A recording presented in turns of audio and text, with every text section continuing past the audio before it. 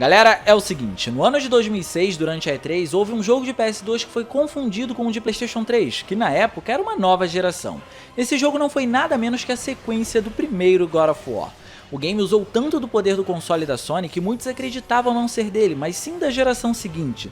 Então hoje nós vamos falar sobre isso para poder entender o que God of War 2 fez para poder levar o PS2 ao limite e apresentar gráficos tão absurdos. Mas antes de continuar, é muito importante que você deixe o seu gostei, porque isso ajuda pra caramba, e também se inscreve no canal ativando o sininho das notificações. Dessa forma, você não vai perder os vídeos de terças e quintas às 19 horas. E é com isso dito que agora a gente começa o vídeo.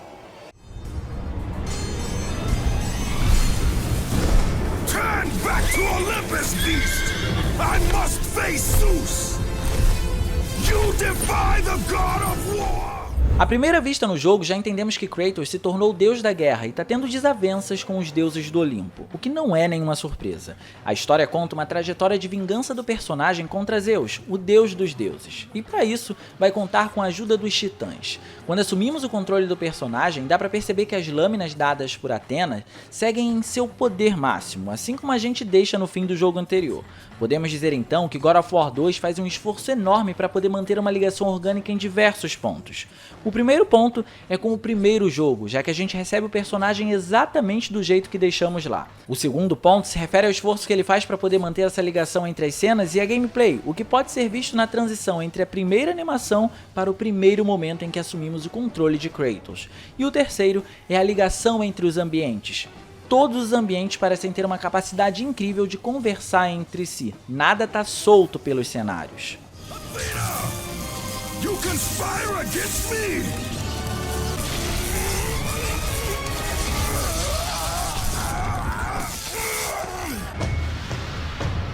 Athena! You will suffer for this! Ainda no começo do jogo, vemos a introdução de uma nova arma, a Espada do Olimpo, arma criada por Zeus para poder eliminar os titãs. Para empunhá-la, Kratos precisa depositar toda a sua energia e dessa forma a gente acaba perdendo todos os poderes que começamos o jogo. Entende como tudo é muito natural?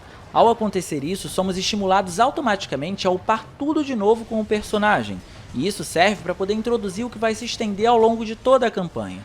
Porque diferente do primeiro game da franquia, o segundo, como principal mecânica inovada, trouxe novas armas e habilidades mágicas ainda mais diferentes das outras. Um exemplo disso é a Fúria dos Titãs, que funciona como a Fúria de Esparta do antecessor, mas agora ligando a gameplay de forma orgânica com os eventos da história, sem contar que ele é capaz de usar um arco, que é eficaz para eliminar inimigos a longa distância e, dependendo do seu nível de upgrade, serve também contra hordas de inimigos próximas. Inclusive, dentre essas habilidades, existem algumas que precisam ser usadas obrigatoriamente nos enigmas. Os puzzles, desde o primeiro jogo, já eram orgânicos com os ambientes por si só. No segundo, isso foi levado a um outro patamar, afinal, tem uma habilidade de parar o tempo que pode ser usada tanto nos combates, como também na resolução desses enigmas. É claro que essa não é a única habilidade que serve para isso, mas é um exemplo bem prático para vocês. E respeitando essa organicidade, todas as habilidades mágicas de combates para Kratos são dadas por titãs, já que ele se alia com os mesmos na história. Em poucas palavras, podemos dizer que da gameplay até a história, não encontramos furos no jogo. É tudo muito bem correlacionado. Então sim, se você está se perguntando se God of War 2 é uma potência elevada do primeiro game, não tenha dúvidas de que é. O jogo apresenta tudo em uma qualidade superior e ainda consegue inovar, podendo citar além dos enigmas, os movimentos do personagem, as habilidades mágicas, os combos, os Quick Time Events que estão bem mais presentes e os inimigos. Se você curtiu o resultado final no primeiro game, a tendência é que você se surpreenda com o segundo, caso ainda não tenha jogado, o que eu particularmente acho difícil. Mas como já era de se esperar, os elementos visuais são os que chamam a atenção à primeira vista. Prova disso foi a reação das pessoas ao ver o game sendo executado na E3. É claro que, comparativamente, o primeiro God of War para o console de 7ª geração da Sony apresentou gráficos absurdos, mas God of War 2 trouxe características em um PS2 que foram usadas nos primeiros jogos de um PS3, como física e expressões faciais. E é por isso que vamos falar sobre os visuais agora, para entender o comprometimento do estúdio ao desenvolver o game em um fim de geração no PlayStation 2.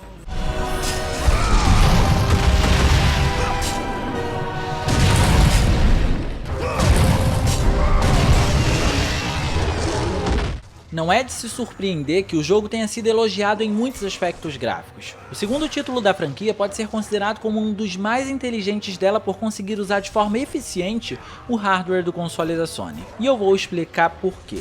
Seguindo o padrão evolutivo, vamos falar do básico primeiro. A modelagem dos personagens teve um salto significativo. Kratos, além de estar melhor polido, possui mais curvas, melhores expressões faciais e tem contornos mais suavizados, o que se aplica a outros personagens também, como Athena, por exemplo. A textura da modelagem em si também apresenta uma melhora, e os inimigos, além de mais variados, também passaram por um processo de refinamento que os deixou melhores visualmente falando. E para encerrar sobre o básico, existem pontos marcantes que precisam ser citados por serem de extrema importância para a composição visual.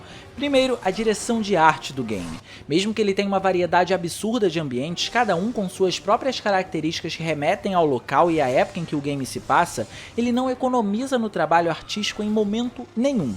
Em alguns casos, os cenários nem esbanjam efeitos absurdos, mas toda a direção de arte é tão incrível que ainda assim eles são incríveis visualmente falando. Segundo, podemos falar das animações, que se apresentam de diversas formas. Temos as pré-renderizadas, que usam de fato o motor do jogo, porém não acontecem em tempo real e por conta disso tem alguns granulados na imagem, mas mesmo assim, a fluidez, o design dos personagens e a direção da cena se encontram incríveis. É nesse tipo de cena inclusive que a gente começa a observar melhor o trabalho de movimentos labiais e também de expressões faciais como um todo nos personagens. Há também as animações dos Quick Time Events, que são incríveis e acontecem em tempo real, dando destaque para uma excelente captura de movimentos para dar vida a tudo que os personagens fazem. E por fim, as CGs, que contam com uma qualidade fora de série, tornando God of War 2 um divisor de águas nos jogos. Esse conjunto de animações para entregar o melhor resultado visual e compor uma boa apresentação para a história é apenas uma das provas de que o game é uma solução imagética e inteligente no PS2. We allowed him to return to us with vengeance in his heart. He betrayed all of the Titans for the sins of just one. The sins of his father, Kronos. Com isso dito, chegou a hora da gente ir mais a fundo e esmiuçar o que God of War 2 consegue trazer nos visuais. Como sempre, é importante mencionar a princípio as texturas, com todo o polimento e definição que elas receberam. É fácil dizer que as texturas em primeiro plano são ricas em detalhes e representam bem os ambientes.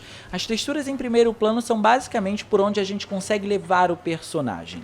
Mas o fato é que para tornar os ambientes mais completos e talvez mais complexos, o jogo usa diversos planos e muitos deles acontecendo em tempo real. Quer um exemplo disso? É só reparar no cenário em que encontramos os cavalos do tempo. Tudo que encontramos nos outros planos ali parecem ser tocáveis, e por isso 90% desse plano de fundo, ao invés de ser uma imagem estática para poder representar um fundo, foi de fato renderizado, muitas das vezes por ser um cenário que vai ser visitado posteriormente. Isso, no entanto, acaba ocasionando em algumas texturas em baixa definição quando elas não são uma prioridade no momento. Mas já deixo claro que eu estou apenas mencionando isso aqui, mas não desmerece em nada os feitos desse jogo, já que o mérito começa quando ele traz essa complexidade de planos para poder construir os ambientes e dar vida a toda a direção de arte.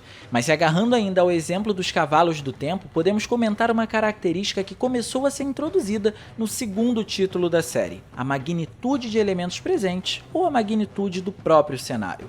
God of War 3 para PS3 impressionou de cara por trazer inimigos e elementos gigantescos na tela. Tudo naquele jogo é muito grande. Só que o segundo jogo já se arriscava nisso. É fácil ficar impressionado com o tamanho do Titã Atlas, por exemplo, com o nível de detalhes que ele conta e também com tudo acontecendo em tempo real. Outro exemplo bem claro é a batalha final contra Zeus, que acontece de diversas formas e uma delas é com um Zeus extremamente grande. E acreditem, renderizar isso em um PS2, aplicando todos os efeitos visuais necessários, não é uma tarefa fácil. Because I seek to destroy Zeus!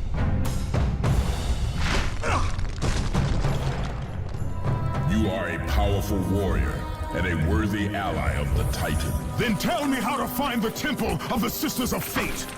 None. Not even the Titan know how to reach the Sisters' Temple. Com isso dito, agora indo a fundo nas texturas, reparem no material do Colosso de Rhodes. A questão em si, nesse caso, não é necessariamente a nitidez do material, mas sim como ele é representado com todo o efeito de reflexo gerado em conjunto com pontos de luz que são capazes de influenciar no modelo do inimigo. Dentro do Colosso, ainda vemos muita coisa acontecendo em tempo real, como por exemplo, a mudança de forma de texturas para poder representar a construção interna sendo totalmente destruída, e pontos de luz criados pelo fogo com leve capacidade interativa com o personagem.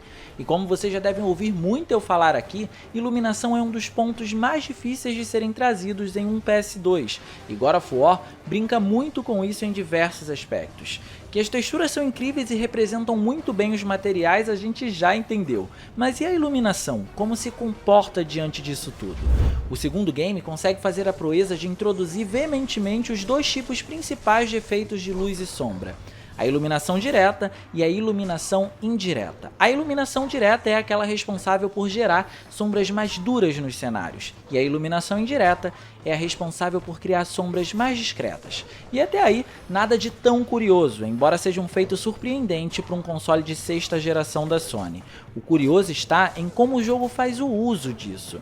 Kratos, em sua modelagem, apresenta Ambient Occlusion para poder ficar levemente sombreado, e essas sombras são criadas pelo próprio corpo dele. O efeito acontece de forma magnífica para poder dizer o mínimo, isso porque ele é capaz de interagir com alguns pontos de luz que influenciam na condição dessas sombras posicionadas no corpo dele. E aqui vão duas curiosidades. A primeira é que o efeito também acontece em alguns inimigos, porém com menos intensidade e talvez detalhes. A segunda é que as próprias lâminas do personagem conseguem gerar uma iluminação nele, mesmo que de forma discreta. Powers are no match for me.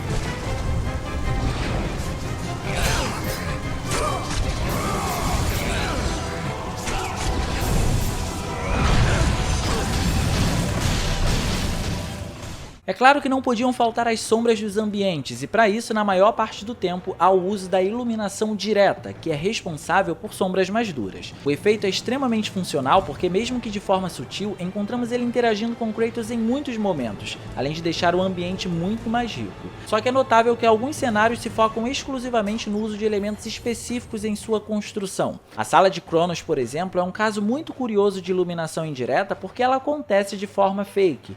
Kratos não tem interação nenhuma com essa iluminação, mas as texturas foram trabalhadas para serem escurecidas e clareadas aonde é pertinente, para poder simular toda a iluminação em si. Perto de tochas de fogo, por exemplo, vemos a textura um pouco mais clara, para poder indicar que o fogo está iluminando aquela área. A gente nota que é fake justamente pela modelagem do protagonista não sofrer nenhuma alteração ao se aproximar dessas partes. E aí vocês me perguntam, essa falta de interação acontece sempre? A resposta é não. Tudo depende da quantidade de elementos que estão acontecendo no cenário.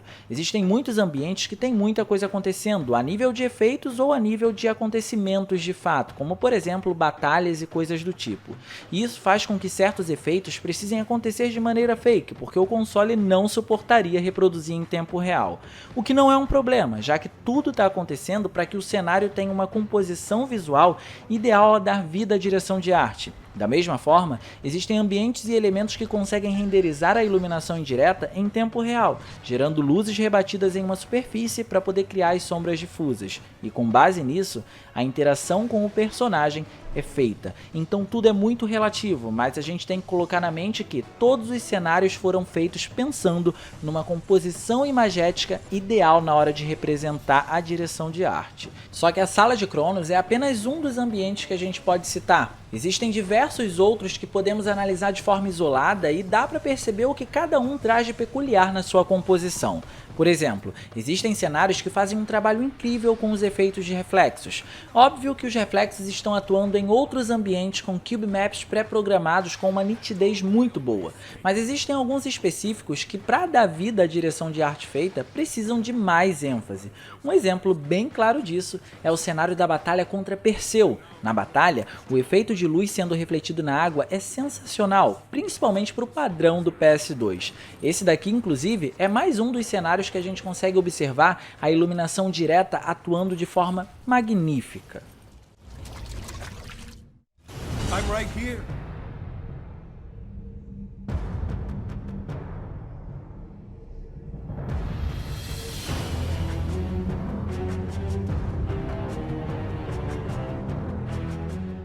Outro cenário que pode ser citado é o pântano. Lá, além de vermos diversos feixes de iluminação volumétrica e muitas árvores criando sombras, outro elemento presente é a névoa volumétrica, que compõe junto com esses efeitos diversas vezes o cenário.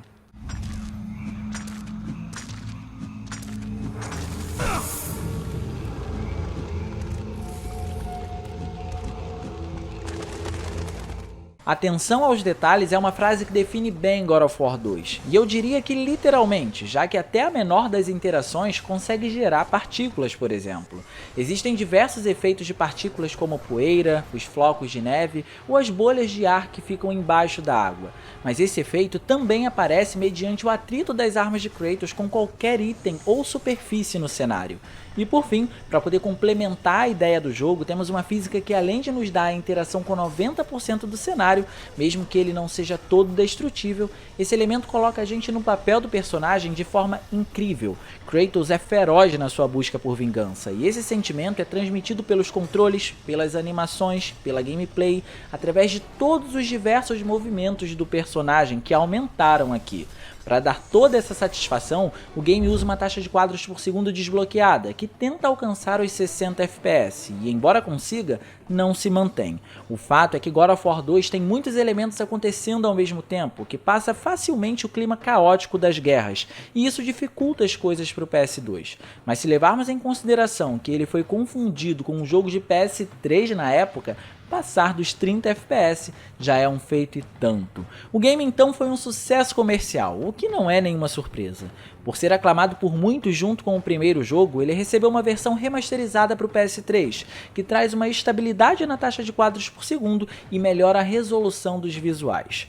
O segundo título da série não só levou o PS2 ao limite por conta da riqueza e atenção dos detalhes, como também é considerado por muitos fãs o melhor da série. E por mim, o mais inteligente graficamente falando dentro do PS2. E é com isso que a gente encerra o vídeo de God of War 2. Não restam dúvidas de que o console da Sony precisou suar bastante para poder rodar esse jogo. E me conta aí nos comentários o que vocês acham de God of War 2. Vocês também consideram ele o melhor da franquia? Deixa aí que eu quero ler a sua opinião, beleza? Eu vou ficando por aqui, eu espero muito que vocês tenham gostado desse vídeo. Se vocês gostaram, não esqueçam de deixar aquela força clicando no gostei, se inscrevendo e ativando o sininho das notificações para não deixar de receber nenhum dos vídeos de terças e quintas às 19 horas, beleza? Minhas redes sociais vão estar aparecendo aqui, se vocês quiserem trocar uma ideia, tô esperando vocês lá.